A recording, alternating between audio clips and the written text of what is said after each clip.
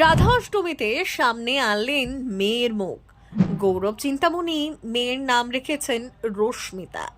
জানেন রশ্মিতা নামের অর্থ কি? রথযাত্রার দিন ব্রজভূমি থেকে মা বাবা হওয়ার খবর ভাগ করে নিয়েছিলেন বিদেশিনী চিন্তামণি ডায়না ও অভিনেতা গৌরব মণ্ডল।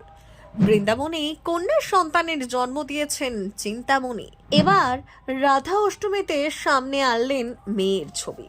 তাদের সন্তান জন্মানোর পর থেকেই অনুরাগীরা অধীর আগ্রহে তাকে দেখার জন্য অপেক্ষা করছিলেন। রবিবার রাধা অষ্টমীর দিন চিন্তামণি ইনস্টাগ্রামে একটি ভিডিও অনুরাগীদের সঙ্গে ভাগ করে নেন। সেখানেই দেখা মেলে এক রত্তির রাধারানীর মতো সাজিয়ে এই মেয়েকে সকলের সামনে আনেন গৌরব চিন্তামণি।